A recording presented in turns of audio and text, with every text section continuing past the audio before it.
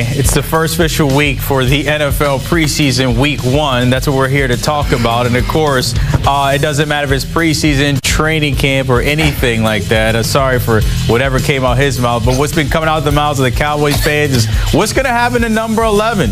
He requested a trade on Friday, Micah Parsons. And, of course, a lot of people just like, what? Yes. The negotiations hitting a roadblock since the summer kind of started here, even if you want to go back to March with that man right there, Jerry Jones. But on X, Micah Parsons saying in part, I no longer want to be here. Send me somewhere else, Jerry. As you can imagine, that sent shockwaves. But one man that wasn't worried, Jerry Jones.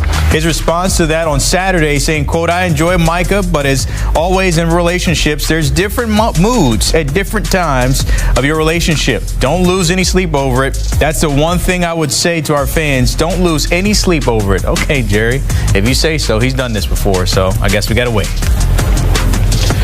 Call it business as usual for Big D because it's just business in Buffalo. Bills running back James Cook would like a new deal, and now he's taking matters into his own hands. He showed up to practice yesterday, but did not participate.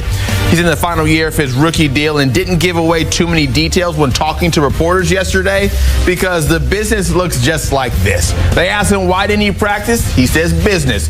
Then, are you going to practice tomorrow? Meaning today? He said business. Just business. Business. Big B's up everywhere for James Cook. Other things to watch this week when it comes to the QB1 job with the Indianapolis Colts. Remember, it's Anthony Richardson there and Danny Dimes, who they brought over this offseason, but apparently it's been heating up. Richardson, as we know, has been dealing with injuries over the past few weeks, but so far showing flashes in camp. But Jones is in the thick of it when it comes to that competition as well. But after practice on Sunday, Shane Steichen addressing the media about the QB battle and the upcoming preseason tilt on who will get the start. Both are going to play in this game. I haven't had a chance to talk to them about who's starting, but I'll address that with them tonight. I want them to hear from me first before they hear it, through the media. But yeah, we'll work through that. When you say play, are you talking extensive or just to get looks? Yeah, they'll play a good amount. One will play a good amount this game, and the next one will probably play a good amount the next game. All right, for more what to expect this week here, my guy Leger Douzville tapping in this morning on the buzz. And Leger, coach not showing his hand, whether it's Richardson or Jones there in terms of that QB1 job. But based on what we've seen and heard from Andy throughout this time, who do you think has the edge when it comes to starting against Baltimore later this week? Yeah, Brandon, I'm going to give the edge to the top 5 pick for the Colts, and that is Anthony Richardson. That's a lot of draft capital you're spending on taking a guy in the top 5. So you're going to give him every opportunity to be the guy. And when you look at it, Brandon, he's only 23 years old. He's still younger than a lot of guys that came out in this draft or the draft before him. So a lot of upside with Anthony Richardson. But the thing is, consistency is key for him. First and foremost, he had a lot of growing up to do. He took himself out of a game because he was tired last year. You know how that looks to the locker room? Imagine those offensive linemen in front of him. Bernard Raymond, also Quentin Nelson. Those guys are tired every single play. You don't think they would like a playoff? You can't walk off the field when guys are battling for you. And then you see it right there. Last in completion percentage and touchdowns, interceptions in the season. Look what Anthony Richardson is. He's in the top 3 in NFL history. Matter of fact, Brandon, he completed less than 50% of his passes. And then when you talk about the quarterback battle as a whole, Anthony Richardson and Daniel Jones, both are 2 quarterbacks that started at least 10 games last year and had less than 10 passing touchdowns. Now, this offense can be explosive, but they need the right trigger man. And I say they can be explosive because they were the only team last year to have 3 receivers go over 800 yards receiving. And that's with inept quarterback play. So just imagine if they get viable quarterback play, how this offense could take off. That's crazy to see Jamarcus Russell still popping up on full screens when it comes to stats. If I'm Anthony Richardson, I would have get far away from that. Something else when it comes to the Colts here. They had an injury yesterday to running back Savon Ahmed. He was carted off with the hip drop tackle that, of course, that play has been suspended since last year. Had a lower leg injury, but I want you to listen to what Coach said had to say about that. never want to see that happen. I know we don't encourage hip drop tackles. I know Trey's, down in the dumps, and I don't think he's trying to do that. We're just trying to, create an edge is what I'm trying to get done, especially in the developmental. Those guys are going to have to tackle, come preseason. So, but thoughts and prayers with Savon, and hopefully he has a speedy recovery. So that was a live tackling period for them? Yeah, the developmental, as you guys have seen the last, couple days, we've been live with those guys, just getting them ready, for tackling in the preseason. So, just kind of happened in the end zone. I mean, is that somewhere? Is that an area of the field where maybe you got to use some judgment, or what do you think? Yeah, I mean, he's chasing him down right there, trying to make a play before he scores. Again, I'm sure he obviously didn't mean to do it. Injuries happen in football. It's a very unfortunate situation for Savon. Jay, I'm going to let you put your defensive hat on. We all know we have seen this. This play has been highlighted, or this tackle has been highlighted since Tony Pollard 2 years ago in the playoffs with the Cowboys, and now it seems like it comes up every now and then. Your thoughts on the tackle, and obviously it's not a purposeful thing. Yeah, I want to go to what Shane Steichen said. Injuries happen in football, Brandon, and he put it out there clearly because Savon Ahmed was ahead of Trey Washington, who was the undrafted free agent safety who made the tackle. The thing is, when a force is going forward and you're trying to prevent them from scoring, naturally your hips are going to drop, and that's where you potentially could be in that position to have a hip drop tackle. So I always thought there was so much gray area in that rule, because what is a defender supposed to do when he's in a chase position trying to chase somebody down? I know people will say, well, you shouldn't have been in that position to begin with. That's how football works. You're not going to always be in a position to make a play properly, head up to tackle somebody. So to Shane Steichen's point, injuries happen. It's very unfortunate for Savon Ahmed that this happened to him, but Trey Washington was just trying to make a play. And to his further point, this is common. I know people will say live tackling in practice.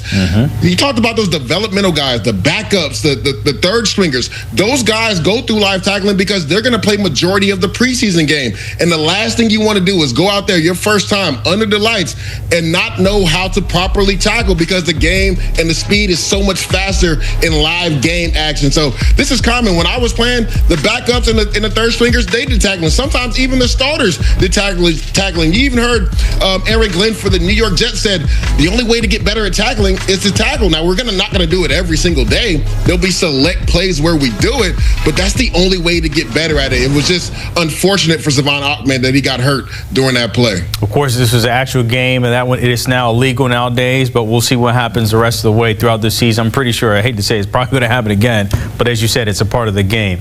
Something that's not part of the game right now, James Cook taking the day off yesterday, calling it business-related, quote-unquote. What do you make of this? This is a big deal, little deal for the Bills. Of course, he's still seeking a new contract there.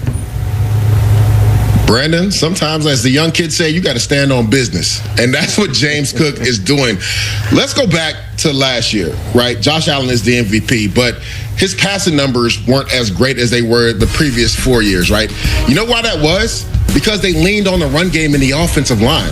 James Cook is averaging nearly 5 yards a carry for his career. He has back-to-back 1,000-yard seasons. And then you hear our own Pete Prisco always talk about the airbacks. Well, let me give a stat for you.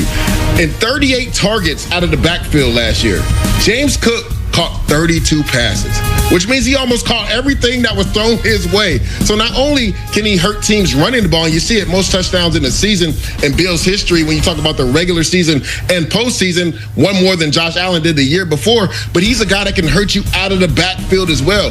He is tailor-made for what they want to do in that offense.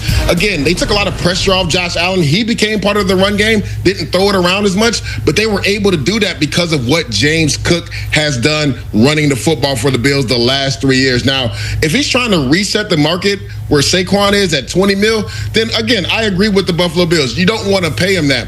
But if you're looking at the Alvin Kamara deal right around $12 million, a little bit more than that, right under the Jonathan Taylor deal at $14 million, that's where James Cook should be. So again, I would be leery if you're the Buffalo Bills, because yes, you got rid of Stephon Diggs and your offense didn't lose a beat, because they became more run-centric because of the playmaking ability of James Cook. They need to get this deal worked out with him. So Buffalo, they're arguing about 12, 13, 14, maybe 20 mil. Over in Dallas, it's probably about 45 plus because yesterday's price is not today's price. Jerry Jones addressing Micah Parsons in the trade request, obviously telling fans don't worry about it. He's done this before with negotiations. We've seen it with Dak the right before kickoff. We saw that with CeeDee Lamb last year.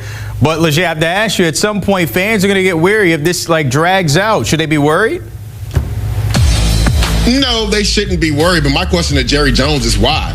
Why are you dragging your feet? You did the same thing with Dak Prescott. It ultimately cost you more. You did the same thing with CeeDee Lamb. It ultimately cost you more. If you had done the deal before TJ Watt got his extension, you probably could have got Micah Parsons for around $41 million a year. And you see it. Most sacks in their first 4 seasons. Only him and Reggie White went 4 straight years to start their career with 12-plus sacks in each one of those seasons. So he's in rare air when you talk about a playmaker and the best player on their team. And if you look at the history, right, there's been relationships between player and team that hasn't gone so well when it comes to contract negotiations. Just look at Myles Garrett. He wanted to be traded. He made a public proclamation, trade me, Cleveland, I don't want to be here. Well, you know what changed his mind? $40+ million, Brandon. That changed his mind. Then you go to Deebo Samuel, Brandon Ayuk. Players get upset all the time. And as a player, the only leverage you have is to withhold your services or ask for a trade. So that's what players do. So to Jerry's point, I'm not worried that a deal will get done. It's just going to end up costing Jerry more when he could have done this deal over a year ago. Just holding on to headlines all the way to week 1. Don't know why he does it, but that's what he does. The J News was always my friend. Appreciate you tapping in on the Morning Buzz. Hey, don't forget, of course, Skull Nation, hold on tight because things are heating up in Minnesota, and I mean hot. This is Victor, your diehard Vikings fan, and if what I'm hearing is true, we might be on the verge of pulling off one of the biggest trades in franchise history. According to multiple sources, and not just rumors, I'm talking about actual negotiations. The Minnesota Vikings have officially made a blockbuster offer to the Dallas Cowboys for none other than Micah Parsons. Yeah, that Micah Parsons, the 3-time first-team All-Pro, Defensive Rookie of the Year, a guy who has been a complete game wrecker since stepping foot in the league. The Vikings front office has reportedly offered Dallas a massive trade package. A 2026 first-round pick, a 2026 second-rounder, a 2027 first, and a 2027 third. That's 4 premium picks. 4. And it's all on the table right now, just waiting for the Cowboys to say yes. Let's be real, this guy isn't just a pass rusher. Micah Parsons is a straight-up defensive alien. Last season, 18.5 sacks, 90 pressures, 3 forced fumbles, and Pro Football Focus graded him at a mind-blowing 92.6 overall. He's 26 years old, entering his prime, and instantly makes any defense top tier. And listen, we've made huge moves this offseason. We drafted J.J. McCarthy, we brought in firepower on both sides of the ball. Imagine pairing Micah with Danielle Hunter or Jonathan Greenard off the edge. That's a quarterback's worst nightmare. Vikings fans, this trade would change everything. It tells the league we're not here to rebuild. We're here to compete right now. With Parsons on our defense, McCarthy developing on offense, and Brian Flores cooking up blitz packages from the depths of football hell, this team could genuinely make a deep playoff run.